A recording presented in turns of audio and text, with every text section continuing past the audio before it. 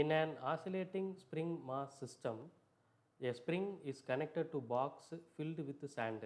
As box oscillates, sand leaks slowly out of the box vertically so that the average frequency omega t and amplitude a of t of the system change with time.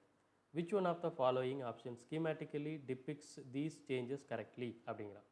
So இவன் என்ன சொல்கிறான்னா, ஒரு spring mass system இந்த மாதிரி வெர்டிக்கலாக இருக்குன்றான். ஒரு spring connected with mass M. இந்த mass ஃபுல்லாக நம்மளுக்கு வந்து இந்த பாக்ஸ் ஃபுல்லாக நம்மளுக்கு வந்து சாண்ட் இருக்குது.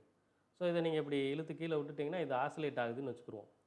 மேடு டு ஆசிலேட் ஆகும்போது இதில் இருக்கக்கூடிய மண்கள் சாண்ட் வந்து கொஞ்சம் கொஞ்சமாக வெளியில் விழுகுது அப்படின்னு வந்து சொல்கிறான்.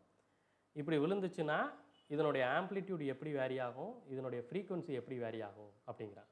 ஃபஸ்ட்டு இந்த ஸ்ப்ரிங் பிளாக் சிஸ்டத்துக்கு time period t is equal to 2π√m/k அப்படின்னு வந்து சொல்கிறோம்.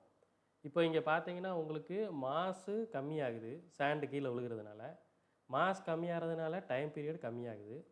டைம் பீரியட் கம்மியாகிறதுனால உங்களுக்கு ஃப்ரீக்குவன்சி அதிகமாகுது அப்படின்னு வந்து சொல்லலாம். ஏன்னா frequency omega is equal to 2π/t ரெண்டுமே இன்வெர்ஸ்லி ப்ரொபோஷ்னல் அப்படிங்கிறதுனால உங்களுக்கு ஒமேகா வந்து கூட தான் செய்யுது அப்படின்னு வந்து சொல்கிறோம். அப்போ பார்த்தீங்கன்னா 1, 2, 4 இந்த மூணுலேயுமே கூடுது. தேர்ட் ஆப்ஷன் வராது.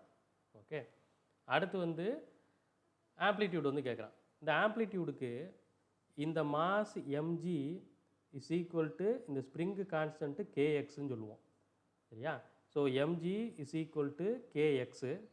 Year x is equal to mg/k அப்படின்னு வந்து போடலாம். ஓகே, அப்போ மாசு கம்மியாகுதுன்னா நம்மளுக்கு டிஸ்பிளேஸ்மெண்ட்டு கம்மியாகுது. டிஸ்பிளேஸ்மெண்ட் கம்மியாகுதுன்னா நம்மளுக்கு ஆம்ப்ளிடியூடும் கம்மியாகுது அப்படின்னு வந்து சொல்கிறோம். ஸோ ஆம்ப்ளிடியூட் இந்த மூணில் எது கம்மியாகுது அப்படின்னு சொல்லி பார்த்தீங்கன்னா ஆப்ஷன் 1 தான் கம்மியாகுது. So this will be your answer.